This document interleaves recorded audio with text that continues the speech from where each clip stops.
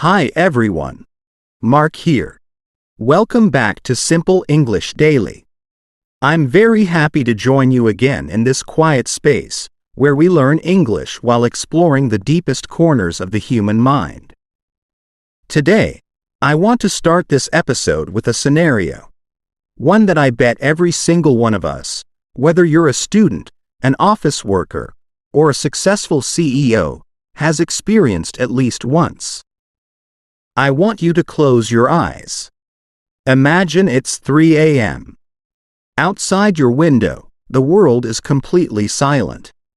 The streets are empty. The lights in the neighborhood are all out.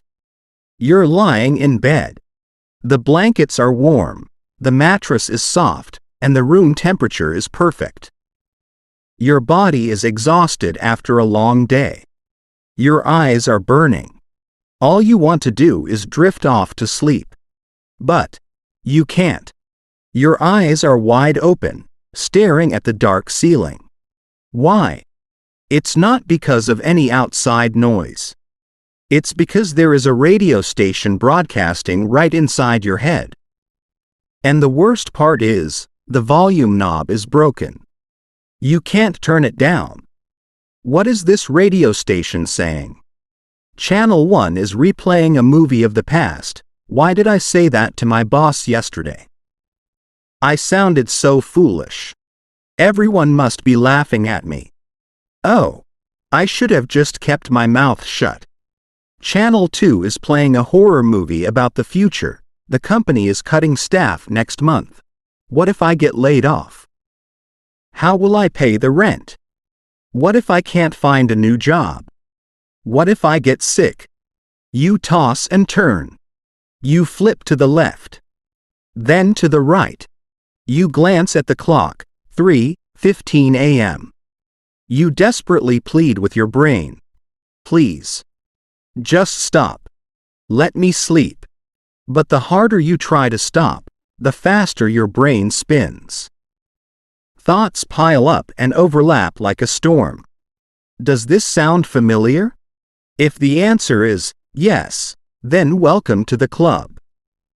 You are suffering from one of the most common modern diseases, overthinking. In today's episode, we're going to talk about repairing the brain. We'll explore why our intelligent minds love to torture us with worry. Why are we so good at creating fake problems?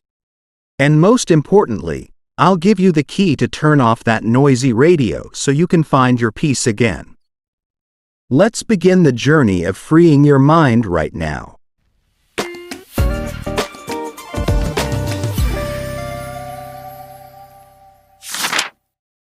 First, we need to clear up a major misunderstanding.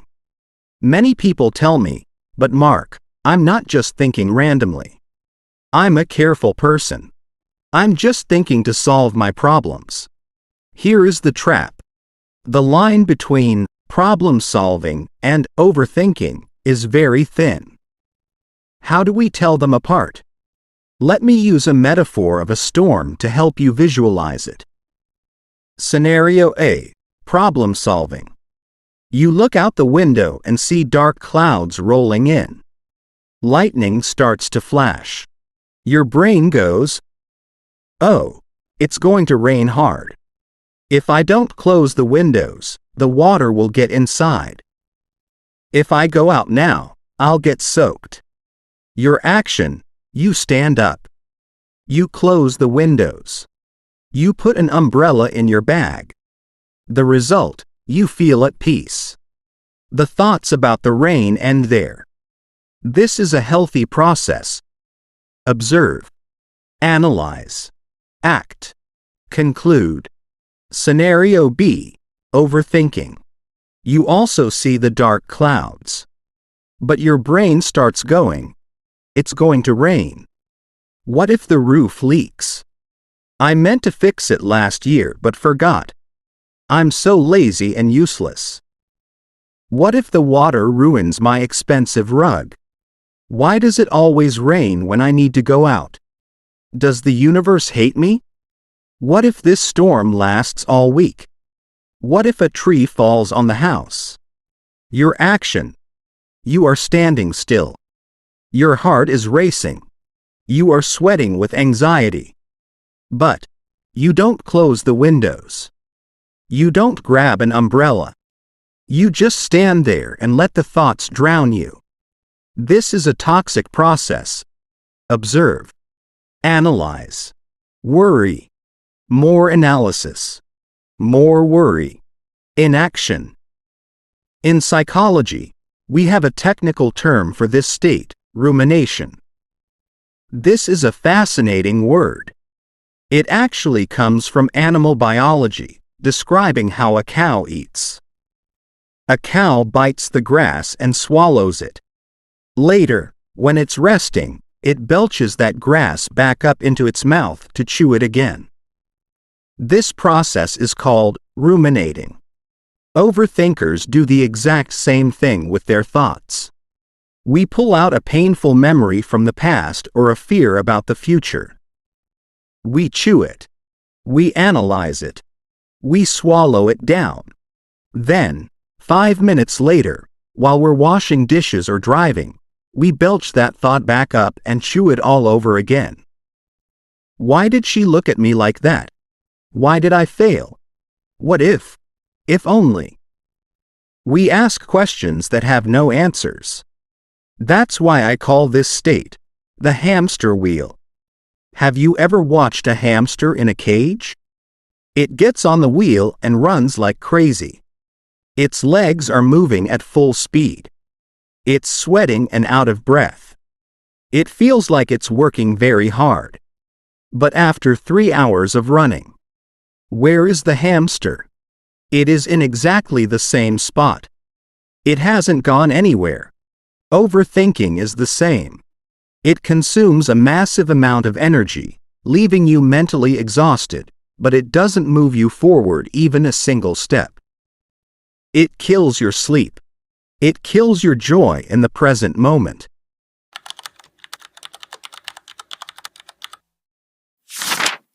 Now, you might be wondering, if overthinking is so terrible, why do I do it?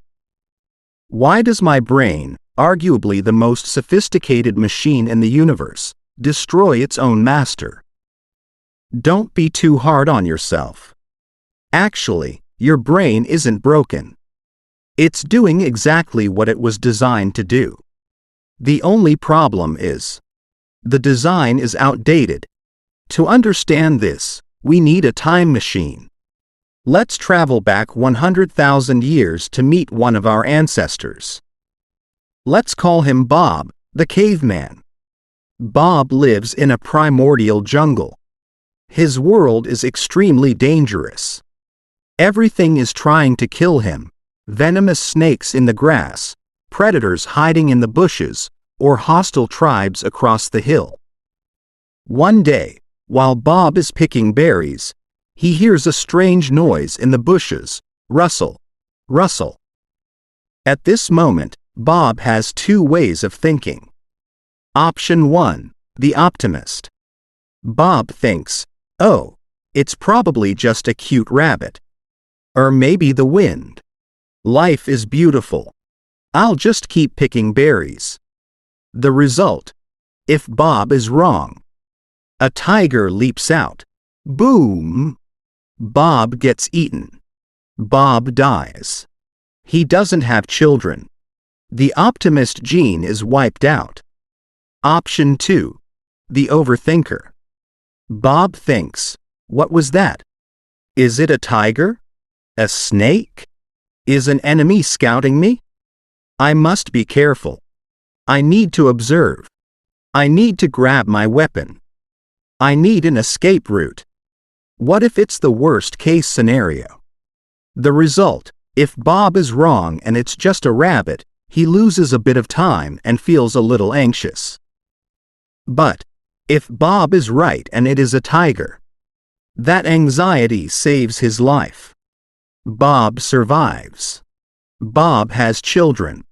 And Bob passes that worrywart gene down to the next generation. And ladies and gentlemen, we are the descendants of Bob. All the carefree, overly optimistic cavemen were eaten long ago.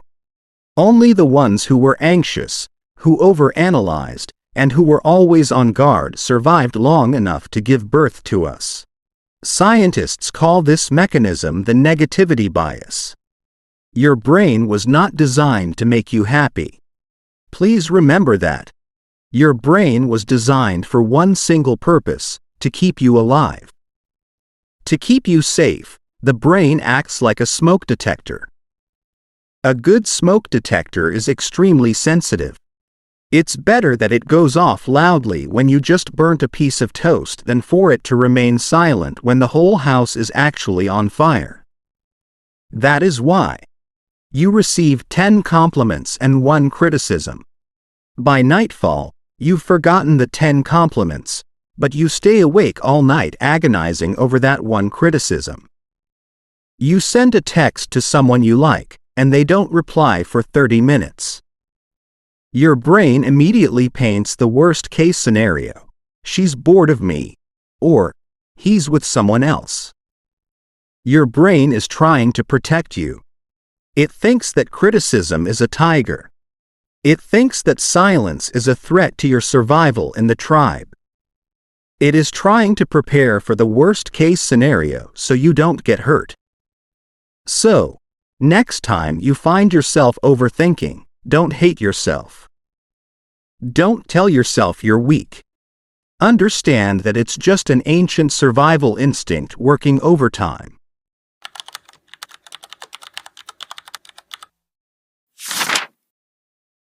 However, even though the brain's intention is good, the context has changed.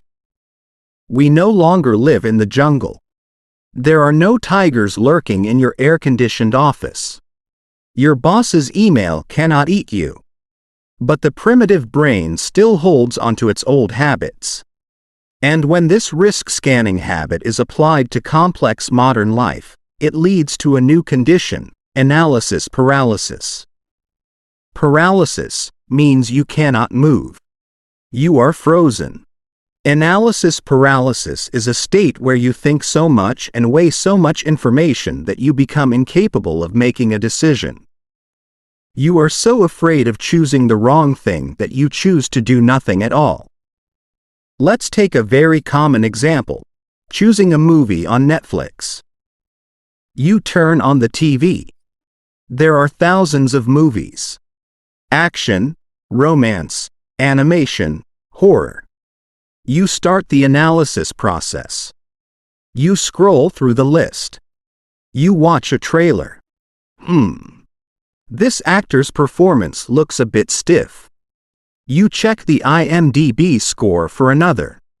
Too low. You read reviews. You think, I only have 2 hours of free time. I must pick the best one. If I pick a bad movie, I'll waste my whole evening. You keep scrolling and scrolling. 10 minutes pass. 30 minutes pass. Your dinner has gone cold. Your eyes are getting tired. And the final result? You turn off the TV and go to sleep, or you just put on Friends for the 10th time because it's safe. You spent more time choosing the movie than watching it. That is analysis paralysis. Now, let's zoom in on this issue in terms of major life decisions. 1. You want to be a YouTuber. What should I name my channel? What camera should I buy? Sony or Canon? What if I post a video and no one watches? What if my old friends see it and laugh at me? Does my voice sound weird? Result: you never film your first video. The YouTube channel remains forever an idea in your head. 2. You want to confess your feelings to someone. Should I text or call? Or meet in person? What if she rejects me?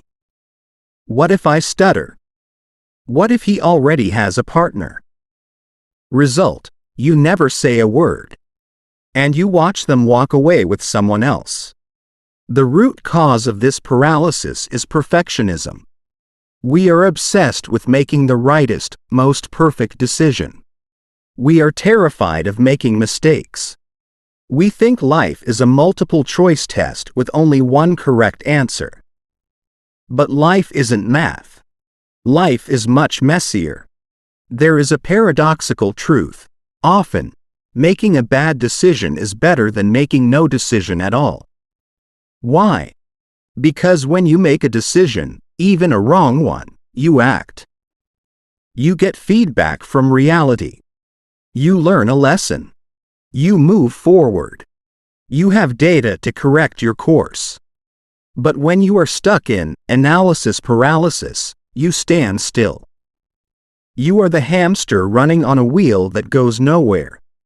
You waste the most precious thing, time. Remember the famous quote by Voltaire: "Perfect is the enemy of good." Waiting for 100% certainty means you will be waiting forever.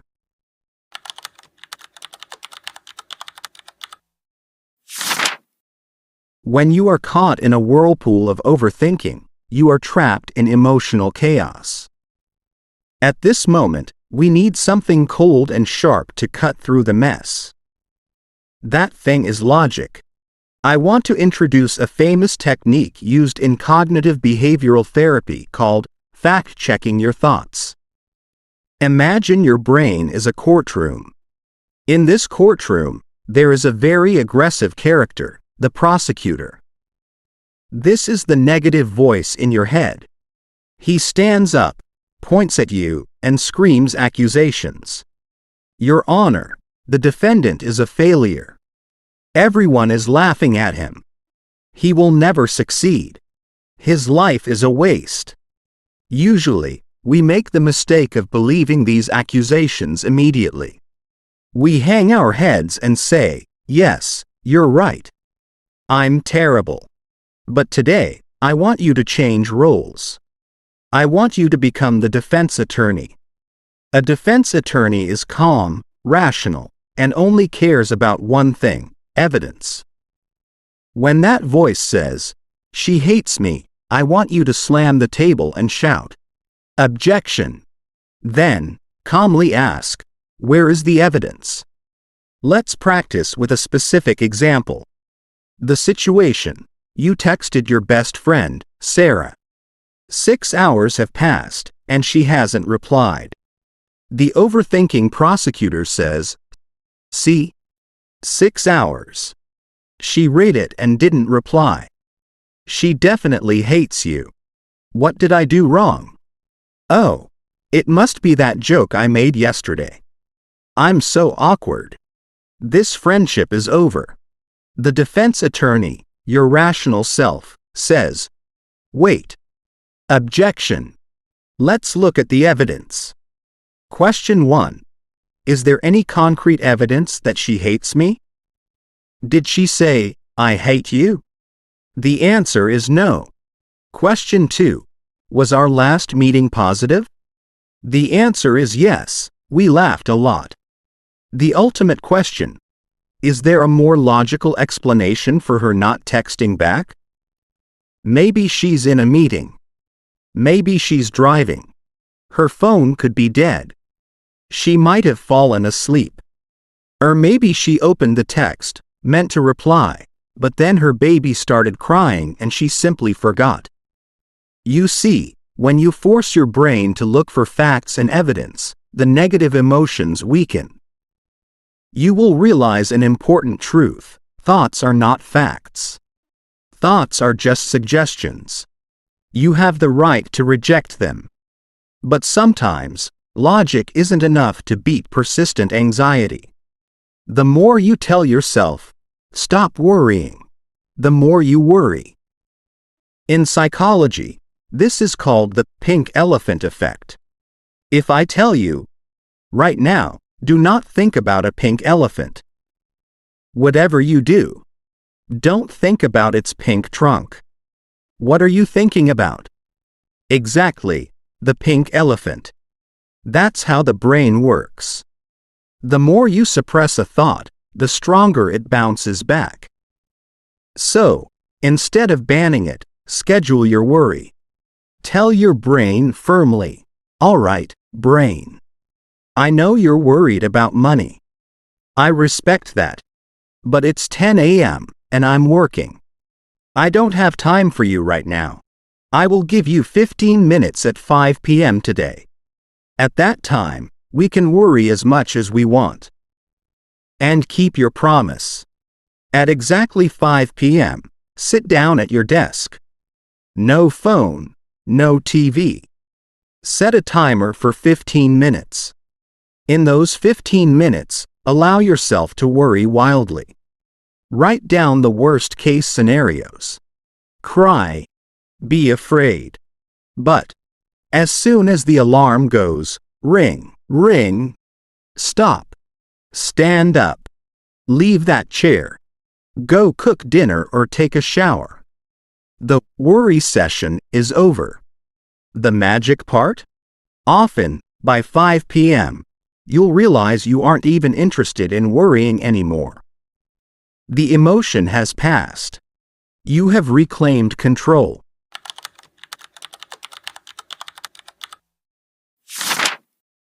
Those were the tools for the mind. But there are times when the storm of thoughts is too powerful. Your heart is pounding. Your breath is shallow. Your mind is racing like a Ferrari without brakes. At this point, logic is useless. You cannot argue with a panic attack. In this emergency, you need to get out of your head and into your body. This technique is called grounding. Why grounding? Because overthinking always pulls you into the past or pushes you into the future. But your body is different. Your body is always, and forever, in the present. You cannot breathe for tomorrow. You cannot touch yesterday. So, if you focus on your physical senses, your mind is forced to return to the here and now, the only place where peace exists. I want to teach you the 5, 4, 3, 2, 1 method. It is a fantastic emergency medicine for sleepless nights. Let's try it together right now, wherever you are. Pause for a second. Take a deep breath. And exhale. Step 1. Find 5 things you can see. Don't just glance. Observe them in detail like an artist. I see the light bulb on the ceiling. I see a small scratch on the wooden table. I see the sunlight hitting the curtains. I see the blue color of my pen. I see my own fingers. Step 2. Find 4 things you can feel. Focus on your sense of touch. I feel the denim of my jeans against my legs, it's a bit rough. I feel my feet touching the hard floor. I feel the back of the chair supporting my spine. I feel the cool air from the AC on my face. Step 3. Find 3 things you can hear. Close your eyes. Listen past the noise. I hear a motorcycle in the distance. I hear the hum of the computer fan. And most importantly, I hear the sound of my own breath. Step 4. Find 2 things you can smell. I smell the faint scent of coffee in my mug. Or the smell of fabric softener on my shirt. If you can't smell anything, imagine a scent you love, like lemon or lavender. Step 5. Find 1 thing you can taste. Take a sip of water and feel its freshness. Or just notice the taste in your mouth at this moment. Why is this so effective? Because the human brain, no matter how smart, has limited bandwidth. It cannot do 2 difficult things at once. It cannot spin the hamster wheel of anxiety while simultaneously analyzing the wood grain of a table. By forcing your brain to focus intensely on your senses, you cut the circuit breaker of the overthinking machine. That racing Ferrari suddenly slows down and stops.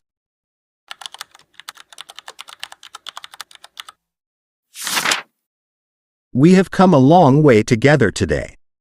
We talked about the radio station that never turns off, the cows ruminating on thoughts, the grumpy prosecutor, and the 5, 4, 3, 2, 1 method.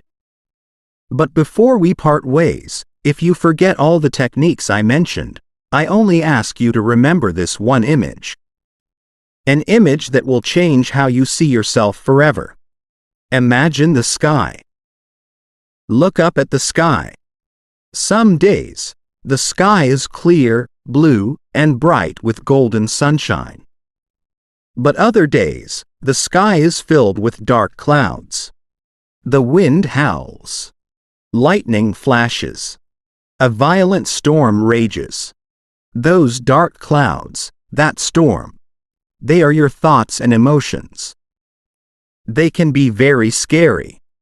They are noisy. They hide everything. They make you feel like the world is collapsing. But ask yourself, is the sky harmed by the storm? No. No matter how big the storm is, it cannot scratch the sky. It cannot change the nature of the sky. And most importantly, no storm lasts forever. You are the sky. Those anxious thoughts are just the weather. You are the vast space that holds the thoughts. You are not the thoughts themselves. You are not the anxiety. You are the one observing the anxiety. So, next time dark clouds gather in your head at 3 a.m., don't try to push them away. Don't scream at the sky. Don't run from the rain. Simply lie there. Observe them. Accept that, oh, there is a dark cloud passing through. And have absolute faith that the wind will change.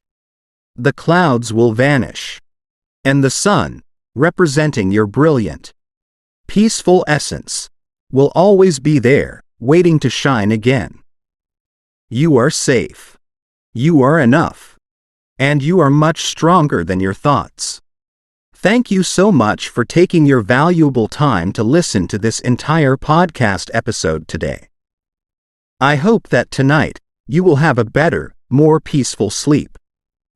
If you found this video helpful, or if it made you feel less alone during those sleepless nights, please take a second to hit the like and subscribe buttons.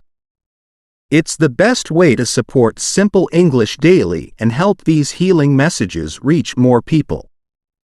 I would love to hear your story. Leave a comment below. What usually makes you overthink at night? And which tool from today will you try to apply? I'll be reading all the comments and I look forward to chatting with you. Please share this episode with a friend who you know is worrying too much. They might really need to hear these words right now. Wishing you a peaceful evening, a relaxed mind, and sweet dreams. I'm Mark, and I'll see you in the next episode. Goodbye, and sleep tight.